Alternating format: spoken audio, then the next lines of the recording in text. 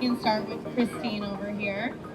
Hi everyone, I'm Christine Loukota. I'm the Director of Emerging Technology at Circle K. I'm Lisa Biggs, President and CEO of Impact 21. And I'm Angie Westbrock, COO at Standard AI. Awesome. Introduce yourself, Elizabeth. I am Elizabeth. I'm a Director of Engineering at Standard. And today, I'm also the host of our Women's Zero G, which is why we're all here talking right now. And so I think we want to hear about your guys' journeys in retail and retail tech. So can you kind of kick us off with telling us, maybe Lisa, you could kick us off with telling us how you got into the retail industry. And if you guys don't know, Lisa is the president of her company. So maybe she can tell us her journey on how she got there. So thank you guys for coming today. I actually came by this industry very honestly. I'm from Ashland, Kentucky. And if anybody knows how it works in a small town, there are usually a couple places you work.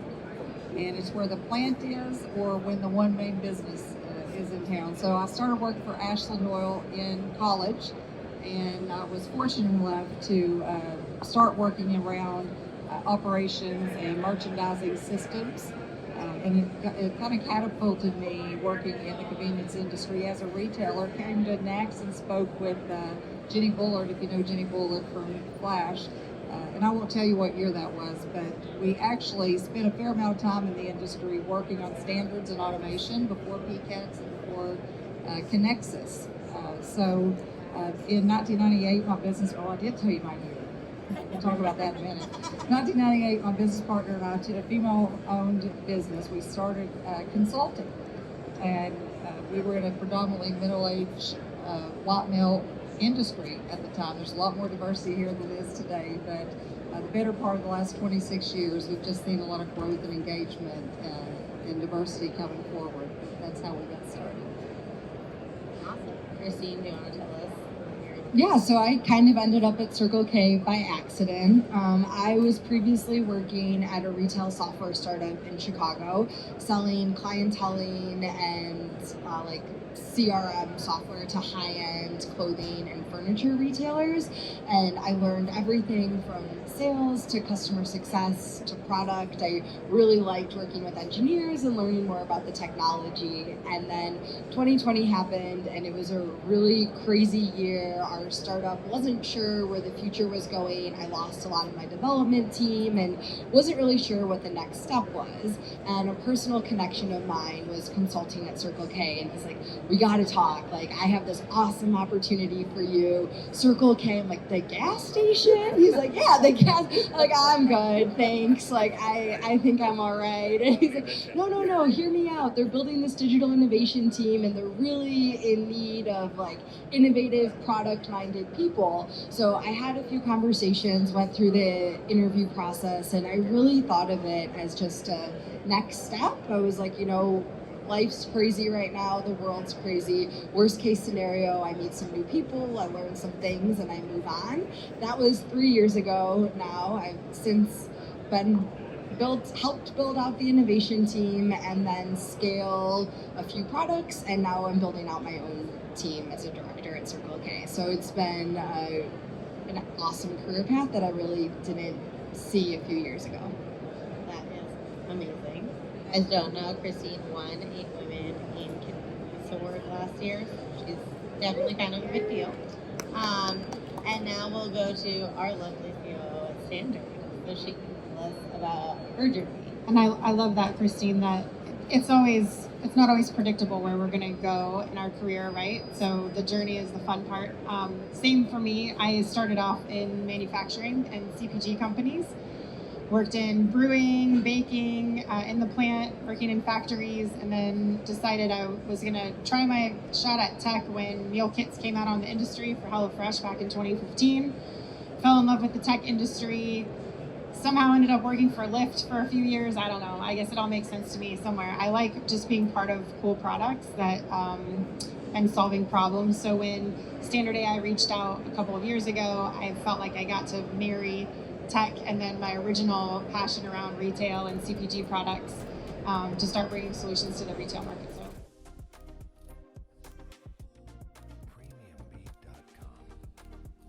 obviously a lot of issues going on in convenience right now. And what are some exciting projects that you guys are seeing to kind of come into the space? I feel like convenience kind of going through a bit of a disruption phase right now. So what are some projects you guys are excited and things that are happening that you're excited to see about?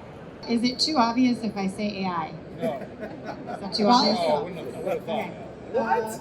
What I would say broader is it's more just reimagining and starting to reframe and rethink what's possible in convenience in stores. And I really like being at a place where we can talk about solutions. We learn what pain points are, and we can start thinking about, we talk about the future, but how do we build there? What are cool, exciting ways that we can bring technology into what historically was not a very technology-driven industry, but recently has become so innovative.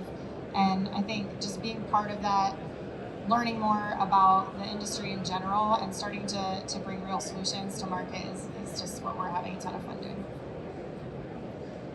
So for me and my team, it's been unified commerce for a couple of years. And we weren't really using that language a lot in our industry because we don't have e-commerce. So we sort of just said, well, that probably doesn't pertain as much to us.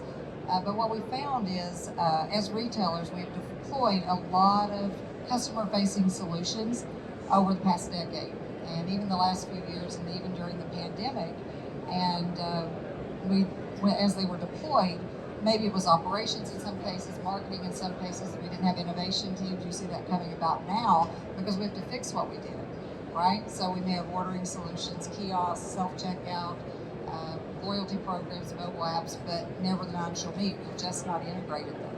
And so we've spent a fair amount of time working with retailers and providers, helping them understand that we can reset our technology stack, maybe for the first time ever, without always prioritizing around the back of the house. So if we give ourselves permission for a few conversations to say, let's not talk about the billions of dollars we just spent over the past 20 years on these solutions and what it takes to support it. Let's just forgive ourselves for a minute and talk only about what we would do if we didn't have that burden.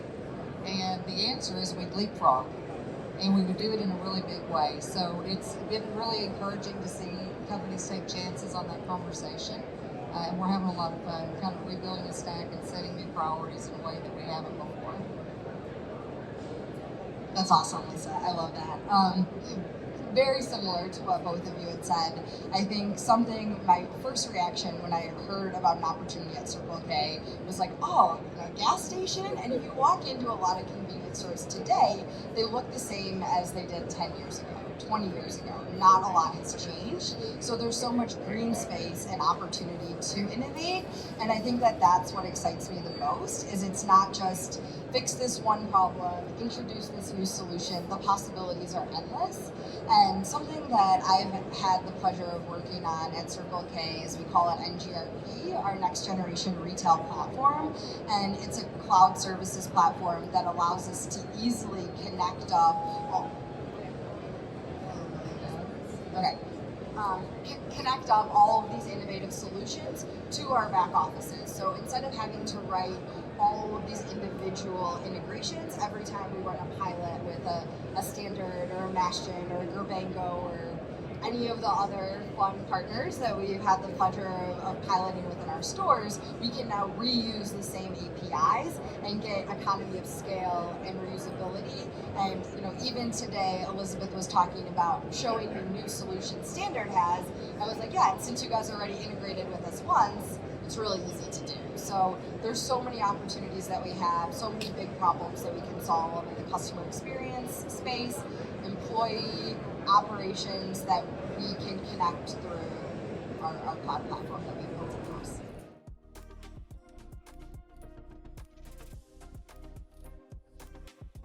I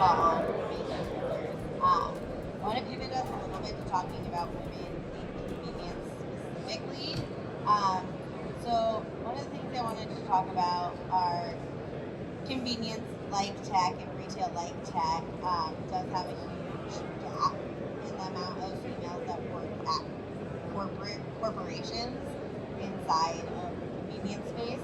And so what are kind of some roadblocks or challenges you guys have faced over your careers in this space, and how can C-stores do better to kind of recruit and retain female candidates?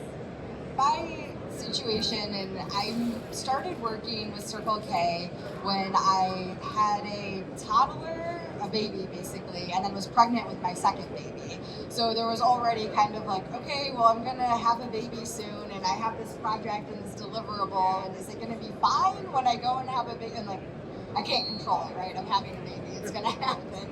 And of course, things were fine, and I was able to come back. I had moved my family across the country to Arizona, and I didn't realize how early my start time was gonna be, being on the West Coast and working with the East Coast and Europe. So my first couple weeks back from maternity leave, I had a 10-week-old baby who needed to be held from 2 a.m. to 4 a.m. and then had 5 a.m. call times. And the first few weeks, I'm like, I made a huge mistake. I shouldn't have moved here. I shouldn't have taken this job. I'm never gonna make it. Like, I just can't do it. And I kind of suffered quietly for a while, and my team started to notice. I had, men and women being like, no, you don't take this call. I'll have this call. Like, we just kind of came together as a team, and I realized that I worked with a really supportive group of people who didn't just care about me producing and performing well at my job, but cared about my well-being and the well-being of my family. And those super early calls that I missed for a few months, it didn't make or break my career, and being able to adjust and be flexible really helped me be where I am today. So, I think sometimes advice that I would give to someone in that position is don't suffer silently and be afraid that you're going to appear like you're not dedicated or don't care about your job, because you just need a little extra help to get through a period. Yeah.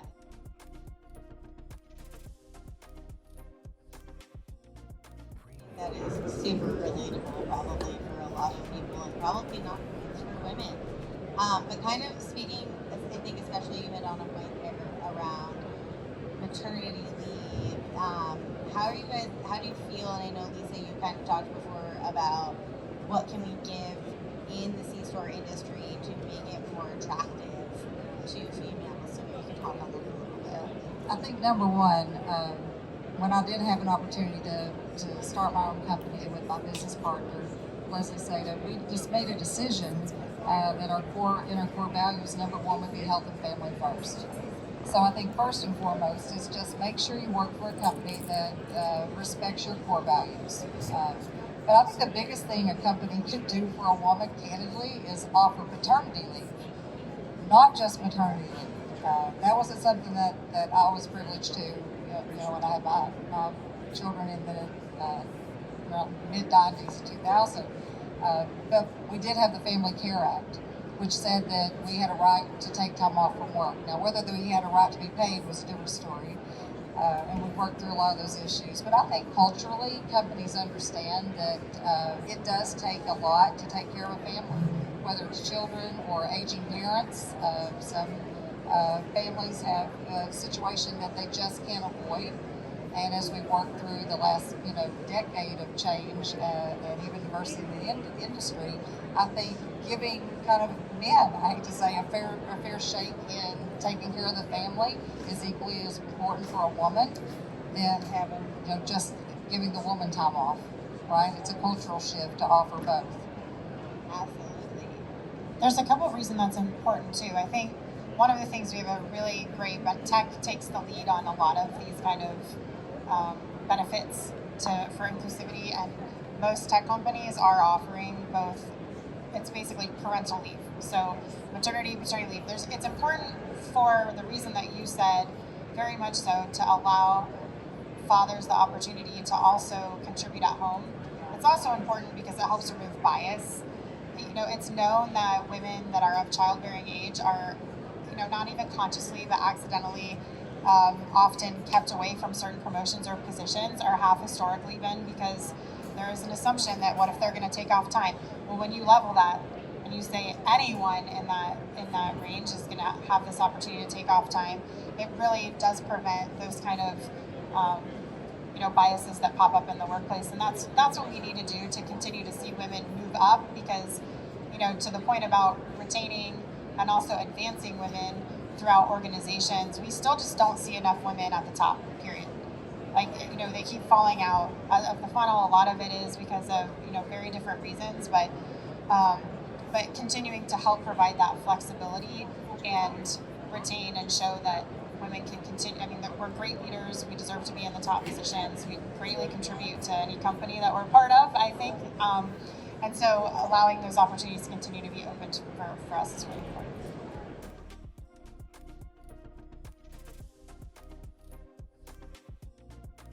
Awesome. Do you guys have any other things that you think that the convenience store industry needs to address to be more attractive to female candidates and also retain them and keep them and help them move up to the top?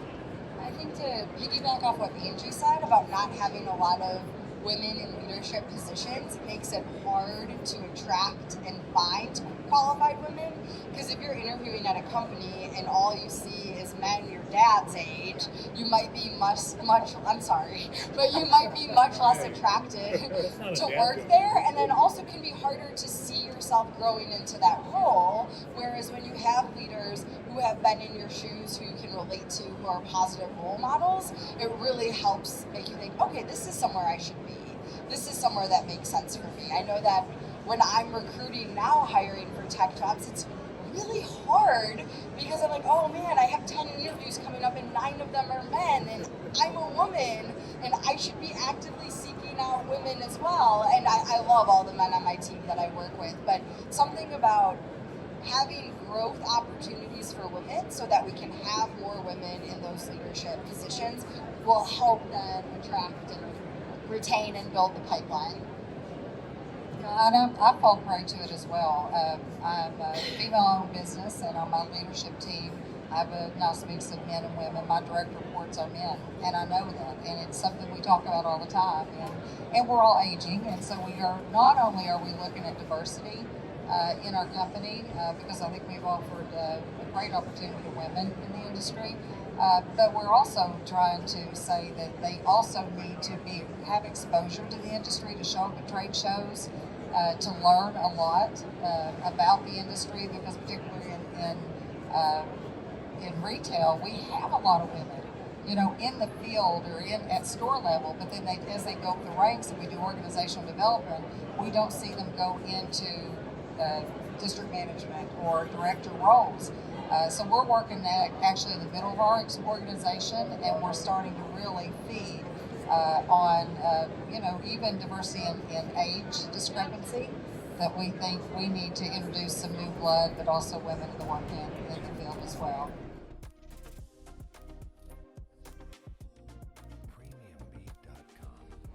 And all that's so important for innovation, right? And just bringing new ideas to the table. The only other thing I was going to add is really just around pay as well.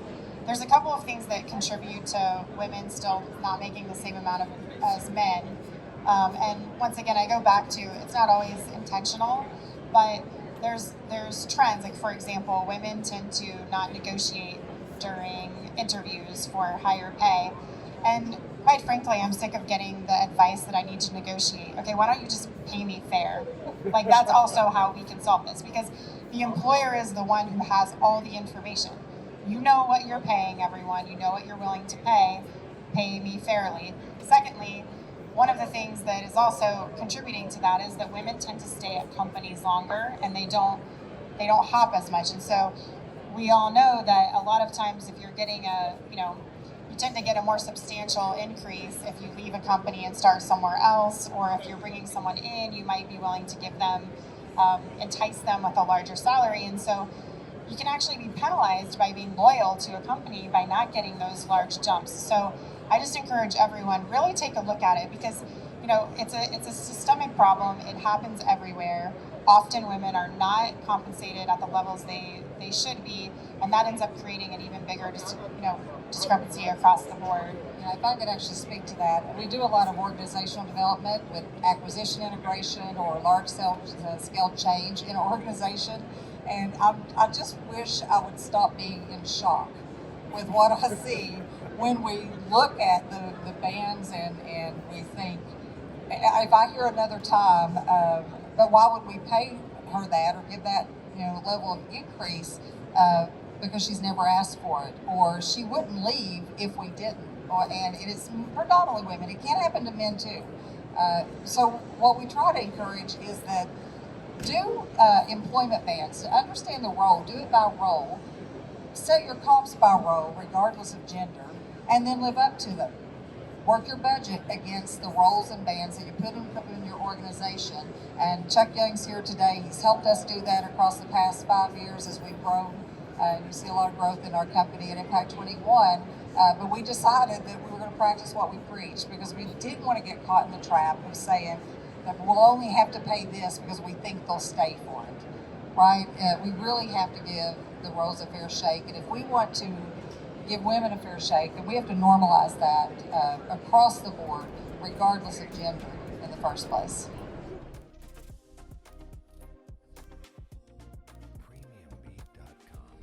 Yeah, I think a lot of that is spot on, and I've definitely heard a lot of that myself in my career.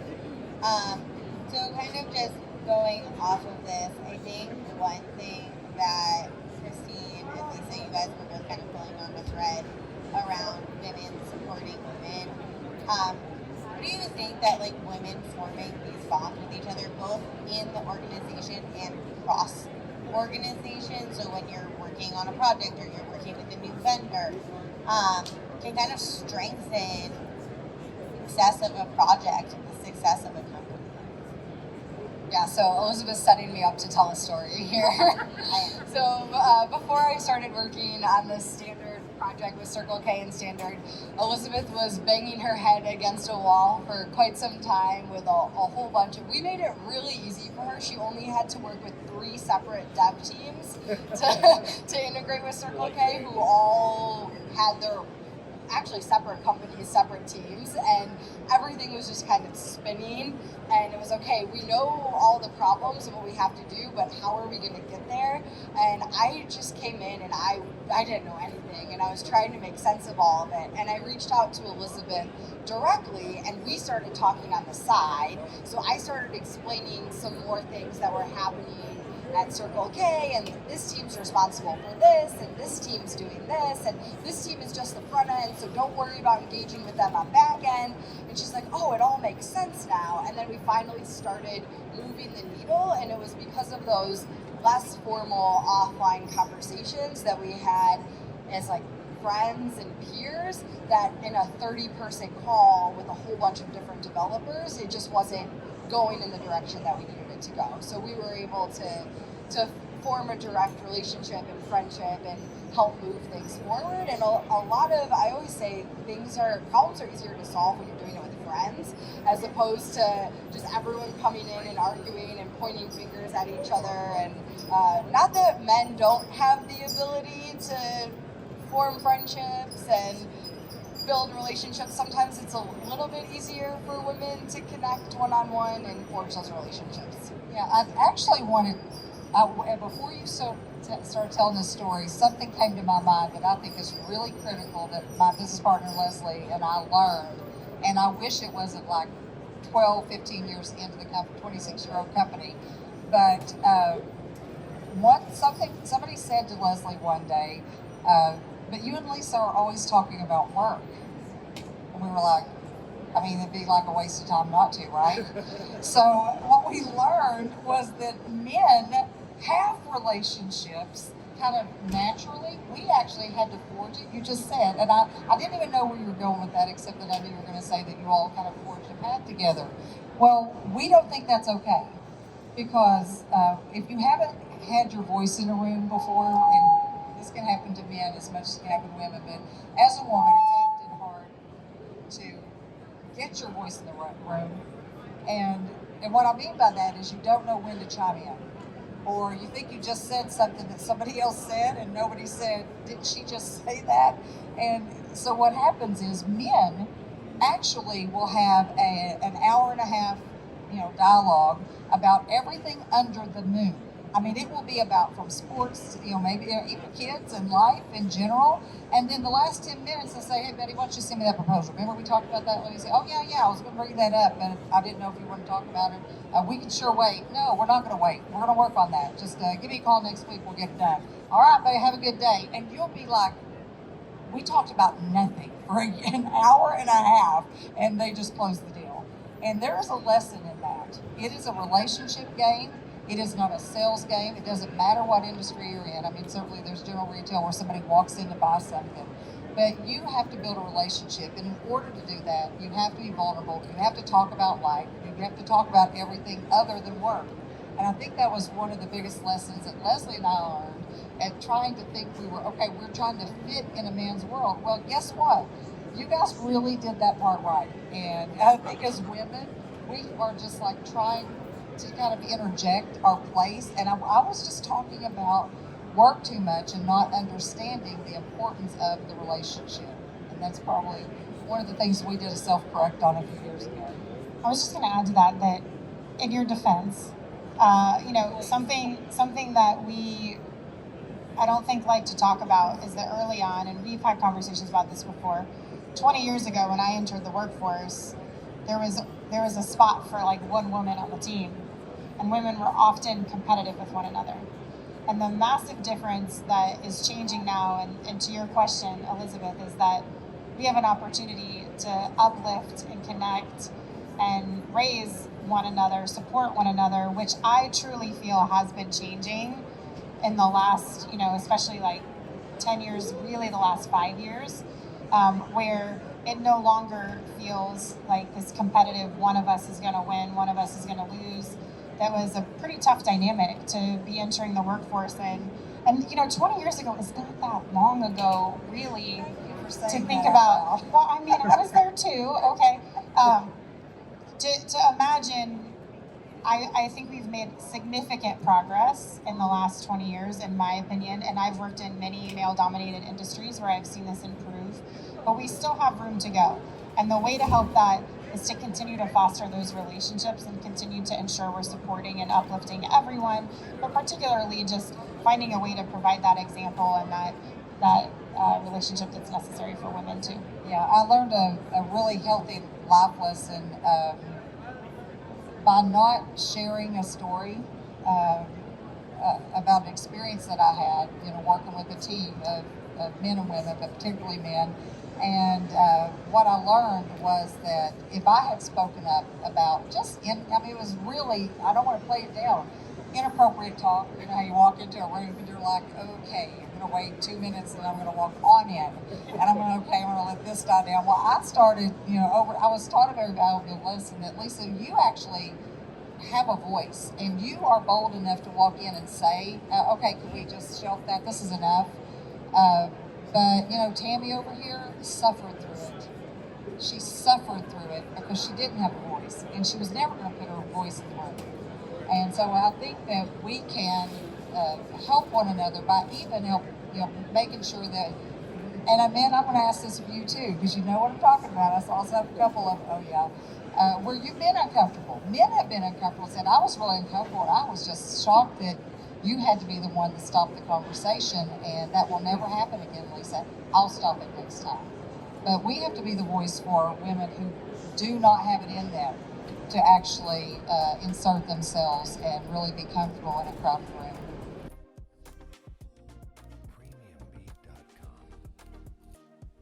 Wrap it up with one last question, and then we'll do some trivia, and then everybody can have their wins.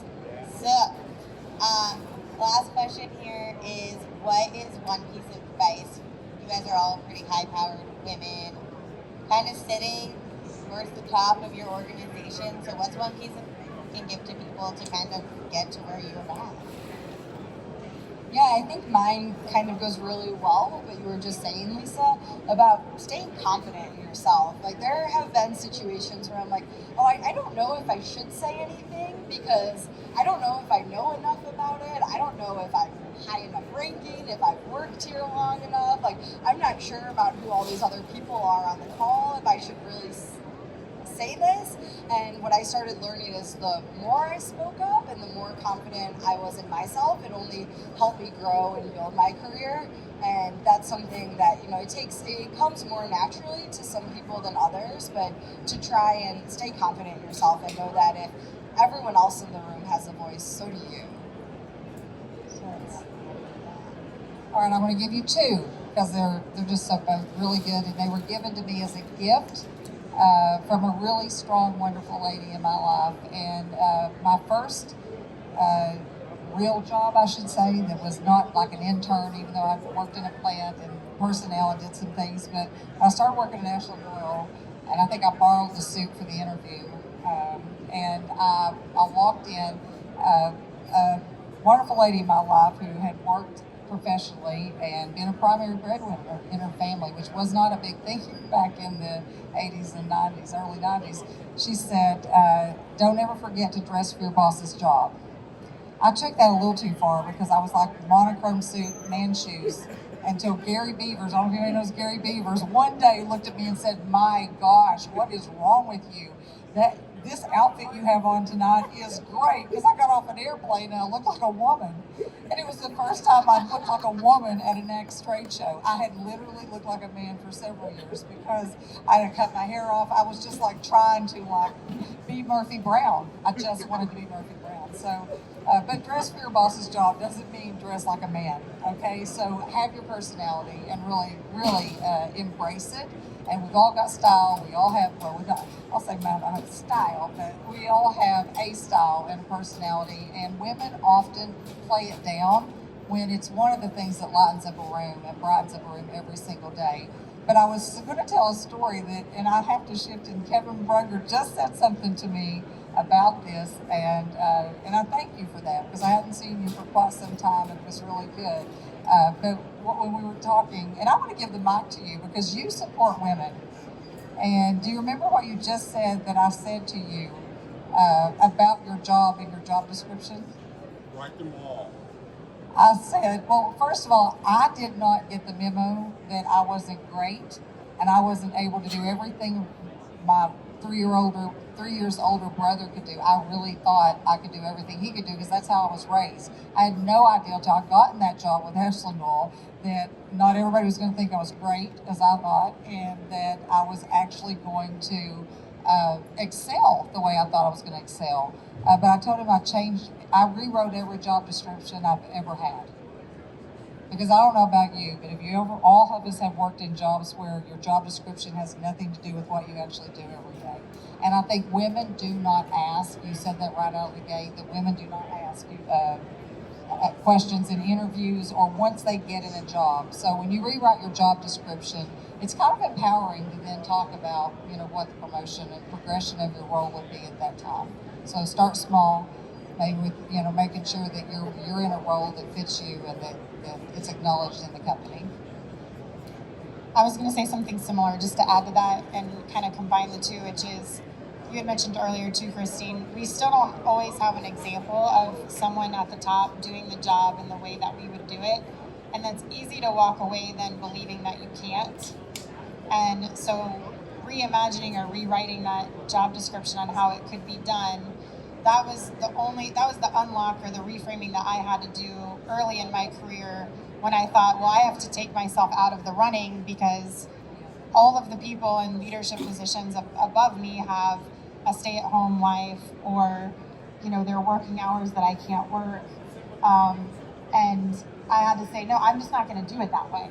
I don't have to do the job in the exact same way. I can do it my way and I can make it work for me, and I don't necessarily have to see myself in a position above me to know that I can do it. I know that's difficult.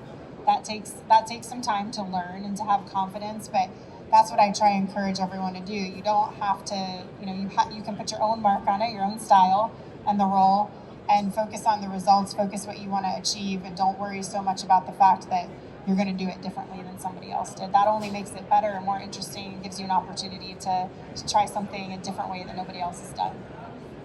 I love that all so much. Thank you guys so much for joining us.